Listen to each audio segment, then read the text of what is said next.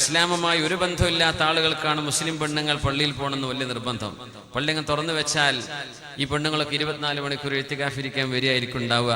അവരൊന്നും പിന്നെ വീട്ടുജലക്ക് കിട്ടൂല എന്നൊക്കെയാണ് ഇവർ വിചാരിച്ചു വെച്ചിട്ടുണ്ടാവുക.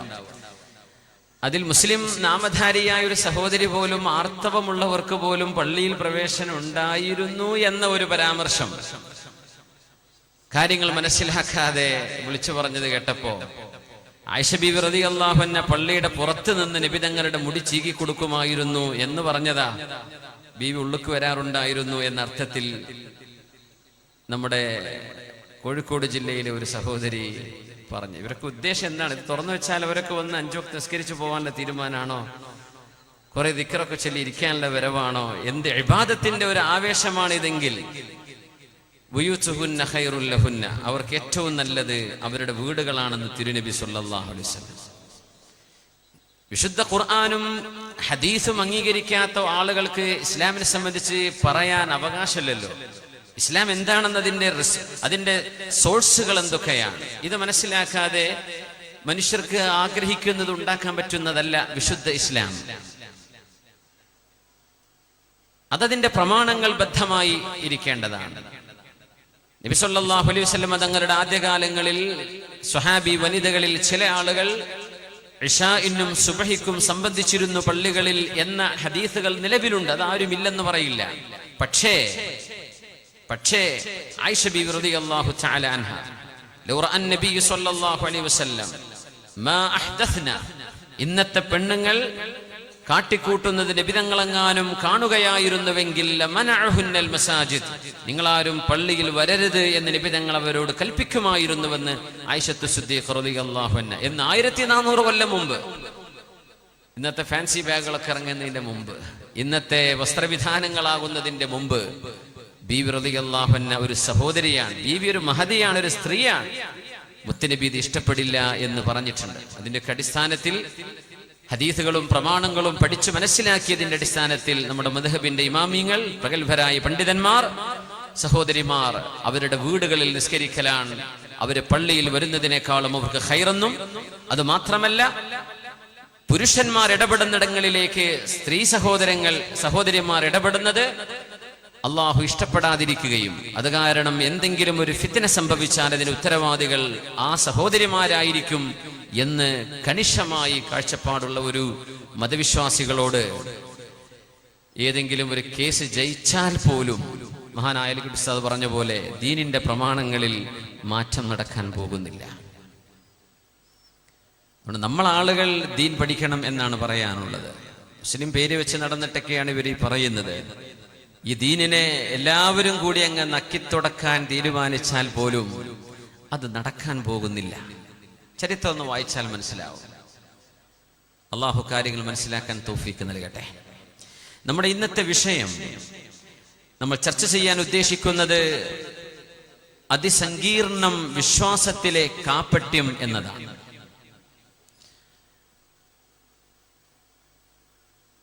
നമുക്ക് പോലും കാണാൻ കഴിയാത്ത വിധം നമ്മളൊക്കെ കപടവിശ്വാസികളായി മാറുന്നുവോ എന്ന് പേടിക്കേണ്ട ഒരു കാലമാണിത്. ഇമാം തുർമുദി റളിയല്ലാഹു അൻഹു സുനനിൽ, മഹാനായ ഇബ്നു ഖുസൈമ, ഇമാം തുബരി ഇവരൊക്കെ ഉദ്ധരിച്ചിട്ടുള്ള ഒരു ഹദീസ്, സ്വഹീഹായ ഹദീസ്, ഇമാം ബുഖാരി റഹ്മത്തുള്ളാഹി അലൈഹി ഉദ്ധരിച്ചത്, ഇബ്നു മാജ തങ്ങൾ ഉദ്ധരിച്ചത്, മഹാനായ ഷഫീഉൽ അസ്ബഹി റഹ്മത്തുള്ളാഹി അലൈഹി, താബിഈങ്ങളിൽ മിൻ അഇമ്മത്തി താബിഈൻ, താബിഈങ്ങളിലെ ഇമാമിയങ്ങളിൽപ്പെട്ട മഹാൻ ഷഫീഉൽ അസ്ബഹി തങ്ങളുടെ ഒരു അനുഭവം. ഖദിംതുൽ മദീനത്തുൽ മുനവ്വറ, അല്ലാഹുവിന്റെ റസൂൽ കടന്നിറങ്ങുന്ന പരിശുദ്ധമായ മദീനയുടെ പള്ളിയിലേക്ക് ഞാൻ കടന്നു വന്നു. ഷഫീഉൽ അസ്ബഹി തങ്ങൾ പറയുന്നു, ഫറഅയ്തു ഉനാസൻ യജ്തമിഊന ഹൗല റജുലിൻ, ഒരാളിന്റെ ചുറ്റും ഒരുപാട് ആളുകൾ പള്ളിയിൽ ഒരുമിച്ച് കൂടിയിരിക്കുന്നത് ഞാൻ കണ്ടു. സദസ്സൊക്കെ കഴിഞ്ഞപ്പോൾ ഞാൻ ചോദിച്ചു, ആരാണ് ഈ ഇരിക്കുന്ന മഹാപുരുഷൻ, ആരാണ് ഈ മഹാപണ്ഡിതൻ? ആളുകളൊക്കെ കേൾക്കുന്ന, സാഗൂതം ഇൽമ പഠിക്കുന്ന ഈ മഹാൻ ആരാണ്? അവര് പറഞ്ഞു, ഹാദാ അബൂ ഹുറൈറ, ഇതാണ് ഹബീബിന്റെ സ്വഹാബിയായിരുന്ന അബൂ ഹുറൈറ റളിയല്ലാഹു അൻഹു. കേട്ടിട്ടില്ലേ, കണ്ടിട്ടില്ലേ? അതാണ് മഹാൻ. അബൂ ഹുറൈറ റളിയല്ലാഹു അൻഹു ആയിരുന്നു മദീനത്തെ പള്ളിയിൽ സ്വഹാബികൾക്ക് താബിഈങ്ങൾക്ക് ക്ലാസ് എടുത്തുകൊണ്ടിരിക്കുന്നത്. ഞാൻ അരികത്ത് ചെന്നു. മഹാനായ ഷഫീഉൽ അസ്ബഹി താബിഈയാണ്. ഹബീബായ നബി തങ്ങളെ കണ്ടിട്ടില്ല. ഹബീബിന്റെ വഫാത്തിന് ശേഷം നടന്ന സംഭവമാണിത്. ഉരീദു അൻ തുഹദ്ദിസനി ബിഹദീസിൻ അലിംതഹു മിനൻ നബി സ്വല്ലല്ലാഹു അലൈഹി വസല്ലം വഅഖൽത. അബൂ ഹുറൈറ, അല്ലാഹുവിന്റെ റസൂലിൽ നിന്ന് നിങ്ങൾ കേട്ട് പഠിക്കുകയും മനസ്സിലാക്കുകയും ചെയ്ത ഒരു ഹദീസ് എനിക്ക് പറഞ്ഞു തരുമോ എന്ന് ചോദിക്കാൻ വന്നതാണ് ഞാനെന്ന് മഹാനായ അബൂ ഹുറൈറ തങ്ങളോട് ഞാൻ പറഞ്ഞുവെന്ന് ഷഫീഉൽ അസ്ബഹി തങ്ങൾ ഒരു ഹദീസ് എനിക്ക് പഠിപ്പിച്ചു തരണം. ഒരു ഹദീസ് പഠിപ്പിച്ചു. നിങ്ങൾ നേരിട്ട് കേട്ടത് മുത്തുനബി തങ്ങളെ കണ്ടവരല്ലയോ? തൂബാ ലിഐനൈനി റഅതാ റസൂലല്ലാഹ്. അല്ലാഹുവിന്റെ റസൂലിനെ കാണാൻ ഭാഗ്യമുണ്ടായ കണ്ണുകളെ, നിങ്ങളുടെ ഒരു ഭാഗ്യമേ എന്ന് താബിഈങ്ങളൊക്കെ സ്വഹാബിമാരെ കാണുമ്പോൾ പറയാറുണ്ട്. നിങ്ങൾ ഹബീബിനെ കാണാൻ ഭാഗ്യമുണ്ടായവരല്ലേ, നിങ്ങളുടെ കണ്ണുകളുടെ ഒരു ഭാഗ്യമേ. അബൂ ഹുറൈറ, അല്ലാഹുവിന്റെ റസൂലിൽ നിന്ന് നിങ്ങൾ നേരിട്ട് പഠിക്കുകയും അറിയുകയും ചെയ്ത ഒരു ഹദീസ് ഹബീബ് കിടക്കുന്ന ഈ പള്ളിയിൽ നിന്നുകൊണ്ട് നിങ്ങൾ എനിക്ക് പറഞ്ഞു തരുമോ എന്ന് ഞാൻ അബൂ ഹുറൈറ തങ്ങളോട് ചോദിച്ചു എന്ന് ഷഫീഉൽ അസ്ബഹി റഹ്മത്തുള്ളാഹി അലൈഹി. ഹദീസ് ഇമാം ബുഖാരി, ഇമാം ഇബ്നു മാജ, ഇമാം തുർമിദി തങ്ങളൊക്കെ റിപ്പോർട്ട് ചെയ്ത ഹദീസ്, സ്വഹീഹായ ഹദീസ്. അബൂ ഹുറൈറ റളിയല്ലാഹു തആല അൻഹു പറഞ്ഞു, അജൽ സൗഹദ്ദിസുക ബിഹദീസിൻ അനിൻ നബി സ്വല്ലല്ലാഹു അലൈഹി വസല്ലം അലിംതു മിൻഹു വഅഖൽതു. മുത്തുനബിയിൽ നിന്ന് ഞാൻ പഠിക്കുകയും അറിയുകയും ചെയ്ത ഒരു ഹദീസ് ഞാൻ നിങ്ങൾക്ക് പറഞ്ഞു തരാം. ഷഫീഉൽ അസ്ബഹി, ഞാൻ പറഞ്ഞു തരാം. ആ ഹദീസ് നബി തങ്ങൾ എന്നോട് പറഞ്ഞത്, ഹദ്ദസനി ബിഹി ഫീ ഹാദൽ മകാൻ. ഈ പള്ളിയിൽ വെച്ചാണ് നബി തങ്ങൾ എനിക്കത് പറഞ്ഞു തന്നത്. അതുകൊണ്ട് ഇവിടം വെച്ച് തന്നെ ഞാൻ നിങ്ങൾക്ക് പറഞ്ഞു തരാം. ഞാൻ ഇവിടെ വെച്ച് ഹബീബിൽ നിന്ന് കേട്ട ഹദീസാണിത്. ലൈസ മഅൻ നബി സ്വല്ലല്ലാഹു അലൈഹി വസല്ലം അഹദുൻ ഗൈരി. ഞാനല്ലാതെ മറ്റൊരാൾ ഹബീബിന്റെ കൂടെ അവിടെ ഇല്ല. ഹബീബായ നബി തങ്ങളും അബൂ ഹുറൈറ തങ്ങളും മാത്രം, രണ്ടുപേര് മാത്രം ഇരുന്ന് ഹബീബിൽ നിന്ന് ഒറ്റക്ക് കേട്ട് പഠിച്ചൊരു ഹദീസ് ഷഫീഉൽ അസ്ബഹി ഞാൻ നിങ്ങൾക്ക് പറഞ്ഞു തരാം. എന്നിട്ട് അബൂ ഹുറൈറ തങ്ങൾ പറയാൻ ആരംഭിക്കുകയാണ്. ഹദീസ് പറയുമ്പോൾ മുത്തുനബി തങ്ങൾ പറഞ്ഞു എന്ന് പറഞ്ഞിട്ട് വേണം പറയാൻ. അബൂ ഹുറൈറ തങ്ങൾ പറയാൻ തുടങ്ങി. ഖാല റസൂലുള്ളാഹി സ്വല്ലല്ലാഹു അലൈഹി വസല്ലം. ഈ മഖാമിൽ വെച്ച്, ഇവിടെ വെച്ച് മുത്തുനബി തങ്ങൾ പറഞ്ഞിട്ടുണ്ട് എന്ന് പറയാൻ തുടങ്ങിയപ്പോൾ ഫനശഗ അബൂ ഹുറൈറ റളിയല്ലാഹു അൻഹു നശ്ഗാ. എന്തോ ഒരു പേടിപ്പിക്കുന്ന ശബ്ദത്തോടുകൂടെ മഹാനവറുകൾ അട്ടഹസിക്കുന്ന പോലെ വല്ലാത്തൊരു ശബ്ദമുണ്ടാക്കി ബോധം കെട്ടി വീഴുന്നു. പറയാൻ പറ്റുന്നില്ല ഹദീസ്. എന്തോ പേടിയുള്ള പോലെ ഞാനിങ്ങനെ കാത്തിരുന്നു. വെള്ളം കുടഞ്ഞു എഴുന്നേൽപ്പിച്ചു. അബൂ ഹുറൈറ, നിങ്ങൾ എന്നോട് പറയാൻ പോകുന്ന ഹദീസ് അത്രയും ഭീകരമാണോ? ഒന്ന് പറഞ്ഞു തരണേ. ഒന്നുകൂടെ ഖാല റസൂലുള്ളാഹി സ്വല്ലല്ലാഹു അലൈഹി വസല്ലം. ഹബീബായ നബി തങ്ങൾ ഞങ്ങൾ എന്നോട് പറഞ്ഞു എന്ന് രണ്ടാമതും പറഞ്ഞപ്പോഴും നശഗ അബൂ ഹുറൈറ റളിയല്ലാഹു അൻഹു നശ്ഗതൻ, ബോധം കെട്ട് വീഴുകയാണ് ഉണ്ടായത്. കുറേ നേരം കഴിഞ്ഞ് ബോധം തെളിഞ്ഞു. യാ സ്വഹാബിയ റസൂലില്ലാഹ്, അല്ലാഹുവിന്റെ റസൂലിന്റെ സ്വഹാബിയായവരെ, എന്താണ് ഈ പേടിപ്പെടുത്തുന്ന ഹദീസ്? എന്താ നിങ്ങൾ ബോധം കെട്ടി വീഴുന്നു? പറഞ്ഞു തരൂ. ഈ മഖാമിൽ എന്നോട് നബി തങ്ങൾ പറഞ്ഞു, ഖാലലി റസൂലുള്ളാഹ്, എന്നോട് അല്ലാഹുവിന്റെ റസൂല് പറഞ്ഞു എന്ന് മൂന്നാമത്തെ തവണയും പറഞ്ഞപ്പോഴും ബോധം കെട്ടി വീണു. നാലാമത്തെ തവണയും ബോധം കെട്ടി വീണു. പിന്നെ കണ്ണുകൾ തുടച്ച് തൊണ്ടമിടറി. മണിക്കൂറുകൾ അപ്പോഴേക്കും കഴിഞ്ഞു പോയിട്ടുണ്ട്. ഒരു ഹദീസാണ് ഈ പറയാൻ പോകുന്നത്. മുഅ്മിനെ, നമ്മുടെ ചെവികളിലൂടെ എത്രയാണ് ഹദീസുകൾ നമ്മൾ കേട്ട് പഠിച്ചു പോകുന്നത്, മറന്നു പോകുന്നത്. ഒരു ഹദീസ് പറയാൻ കഴിയാതെ 4 തവണ ബോധം കെട്ട് വീണുപോയി മുത്തുനബിയുടെ പള്ളിയിൽ. മഹാനായ അബൂ ഹുറൈറ റളിയല്ലാഹു അൻഹു, ഇമാം ബുഖാരി തങ്ങളാണ് ഉദ്ധരിക്കുന്നത്. എന്നിട്ട് പറഞ്ഞു, ഖാലൻ നബി സ്വല്ലല്ലാഹു അലൈഹി വസല്ലം, അല്ലാഹുവിന്റെ ഹബീബ് എന്നോട് പറഞ്ഞു എന്ന് പറയാൻ പോകുമ്പോ അബൂ ഹുറൈറ തങ്ങൾ അസ്നതുഹു ഇലാ ഹിജ്രി, ഞാൻ അവിടെ താഴെ ഇരുന്നിട്ട് അബൂ ഹുറൈറ എന്ന സ്വഹാബിയെ റളിയല്ലാഹു അൻഹുവിനെ എന്റെ നെഞ്ചിലേക്ക്, മടിയിലേക്ക് ചാരി നിർത്തിയിട്ട് ഇനി വീണു പോവാതിരിക്കാൻ ഞാൻ പറഞ്ഞോളൂ അബൂ ഹുറൈറ. അങ്ങനെ അബൂ ഹുറൈറ തങ്ങൾ കുറെ നേരം മിണ്ടാതിരുന്നിട്ട് പിന്നെ പറയാൻ തുടങ്ങി, സമിഅ്തു നബിയ സ്വല്ലല്ലാഹു അലൈഹി വസല്ലം യഖൂൽ, അല്ലാഹുവിന്റെ റസൂൽ പറയുന്നത് ഞാൻ കേട്ടിട്ടുണ്ട്. അവ്വലു മൻ തുസഅറുൻ നാറു അലാ സലാസത്തിൻ മിനൽ ഖൽഖ്, അല്ലാഹുവിന്റെ സൃഷ്ടികളിൽ 3 വിഭാഗം ആളുകൾക്കാണ് ആദ്യമായി നരകം പിടികൂടുന്നത്. 3 വിഭാഗം ആളുകളെയാണ് ആദ്യം നരകം പിടികൂടുന്നത്. നമ്മൾ ആലോചിച്ചു നോക്കണം. ഇനി പറയാൻ പോകുന്ന ആളുകൾ വ്യഭിചാരമോ മദ്യപാനമോ മയക്കുമരുന്നോ പോലെ വലിയ കുറ്റങ്ങൾ ചെയ്തവരല്ലെന്ന് മാത്രമല്ല, നമ്മളൊക്കെ നന്മയാണെന്ന് വിചാരിക്കുന്ന നന്മകൾ ചെയ്തവരെ ആദ്യം നരകം പിടികൂടുന്നത് 3 വിഭാഗത്തെയാണെന്ന് ഹബീബ് പറഞ്ഞു കൊടുത്ത ഹദീസാണ്. പറയാൻ കഴിയാതെ 4 തവണ ബോധം കെട്ട് വീണത് ആര്? ഹബീബിന്റെ സ്വഹാബി അബൂ ഹുറൈറ റളിയല്ലാഹു അൻഹു. ആരാണതെന്നറിയുമോ? ഖാരിഉൽ ഖുർആൻ വൽ മുജാഹിദ് വൽ മുതസദ്ദിഖ്. ഒന്ന് ഖുർആൻ പഠിച്ച ആളുകള്, ആലിമീങ്ങള്, ഹാഫിളീങ്ങള്, പണ്ഡിതന്മാര്, ഉസ്താദുമാര്.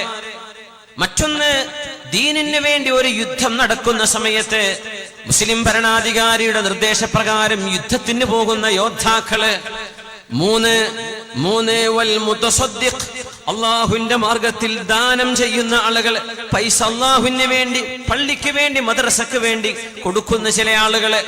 ഇവരെയാണത്രേ ആദ്യമായി നരകം പിടികൂടുന്നതെന്ന് അബൂ ഹുറൈറ തങ്ങൾ ഹബീബിൽ നിന്ന് കേട്ടുപഠിച്ച ഹദീസാണിത്. അങ്ങനെയാണെങ്കിൽ ബാക്കിയുള്ളവരുടെ കഥ എന്താണ്? ഇത് ഏറ്റവും ശ്രേഷ്ഠമായ അമലല്ലേ? സ്വതക്ക കൊടുക്കുന്നത്, ഖുർആൻ പഠിക്കുന്നത്, പിന്നെ ജിഹാദ് ചെയ്യുന്നത്, ഇതൊക്കെ ഭയങ്കര കൂലിയുള്ള അമലല്ലേ? ഈ അമലുകൾ ചെയ്ത ആളുകൾ അവരുടെ മനസ്സിനുള്ളിലെ നിയ്യത്തിൽ അപാകത വന്നപ്പോൾ അല്ലാഹു അവരെ പിടികൂടുന്ന രംഗം ഹബീബ് വിവരിക്കുകയാണ്. ചെയ്തതൊക്കെ നല്ല കാര്യം, പക്ഷെ ആർക്ക് വേണ്ടി ചെയ്തു? ഇവിടെയാണ് നമ്മുടെ വിശ്വാസം അതിസങ്കീർണമാണ്. വിശ്വാസത്തിൽ വരുന്ന നിഫാഖ്, കാപട്യം, മുനാഫിഖായി പോകുന്നത് പേടിക്കേണ്ട ആളുകൾ. അന്ത്യനാളിൽ അല്ലാഹു വിചാരണക്ക് കൊണ്ടുവരുമ്പോ അല്ലാഹു സുബ്ഹാനഹു വ തആല പണ്ഡിതനെ കൊണ്ടുവരും. ഖാരിഉൽ ഖുർആൻ യുതാ ബിഖാരിഇൽ ഖുർആൻ. ഖുർആൻ ഓതുന്ന ആളുകള്, ഖുർആൻ മനപ്പാഠമാക്കിയ ആളുകള്, ദീൻ പഠിച്ച ആളുകള്, ഉസ്താദുമാര്, പണ്ഡിതന്മാര്. അല്ലാഹു തആല പറയും ഫയുഅരിഫുഹുല്ലാഹു നിഅമഹ, അല്ലാഹു അവർക്ക് ചെയ്തു കൊടുത്ത അനുഗ്രഹങ്ങളൊക്കെ അവർക്ക് അല്ലാഹു ബോധിപ്പിച്ചു കൊടുക്കും. ഫയഅതരിഫു ബിഹാ വയഖിർ, പടച്ചവനെ നീ എനിക്കിതൊക്കെ തന്നു എന്ന് അവരെ സമ്മതിക്കുകയും ചെയ്യും. നിന്റെ വാപ്പ ഇന്നാലിന്ന ദർസിൽ, ഇന്നാലിന്ന സ്ഥാപനത്തിൽ, ഇന്നാലിന്ന അറബി കോളേജിൽ, ഇന്നാലിന്ന ഹിഫദിന്, ഇന്ന പള്ളിയിൽ, ഇവിടെയൊക്കെ നിന്നെ കൊണ്ടുപോയി പഠിപ്പിച്ചില്ലേ?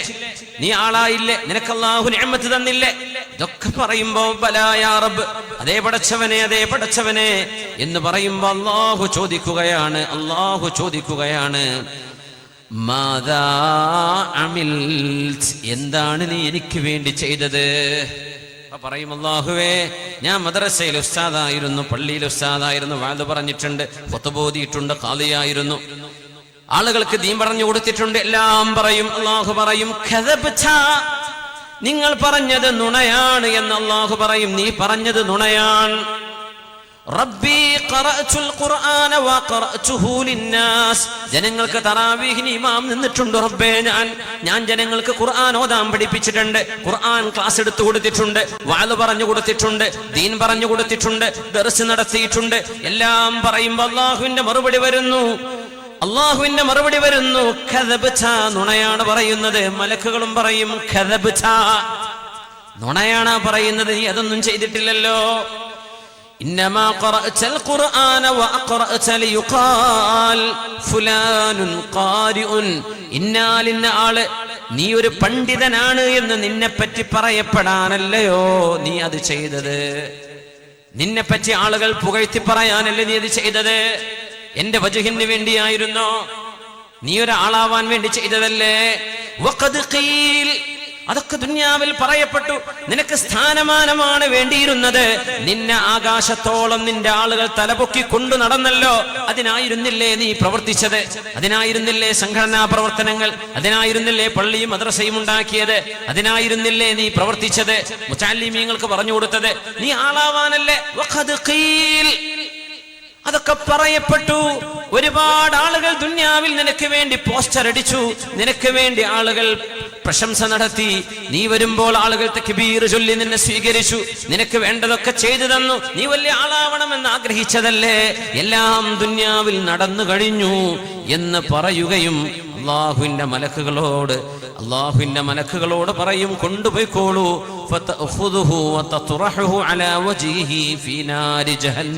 നരകത്തിലേക്ക് ആ മഹാപണ്ഡിതനെ മലക്കുകൾ കൊണ്ടുപോയി എറിയുമെന്ന് ഹബീബുനാ റസൂലുള്ളാഹ് സ്വല്ലല്ലാഹു അലൈഹി വസല്ലം പേടിപ്പെടുത്തുന്ന ഹദീസാണിത്.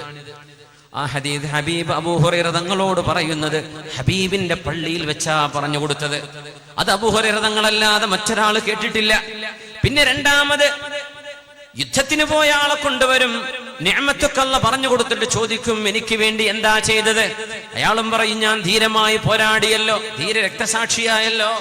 അല്ലാഹ് പറയും, നീ ധീരനാണെന്ന് പറയപ്പെടാനും അവാർഡ് കിട്ടാനും നിന്റെ പേരിൽ ബസ് സ്റ്റോപ്പുകളും സ്മാരകങ്ങളും ഉണ്ടാക്കാനുമല്ലേ നീ ആഗ്രഹിച്ചത്?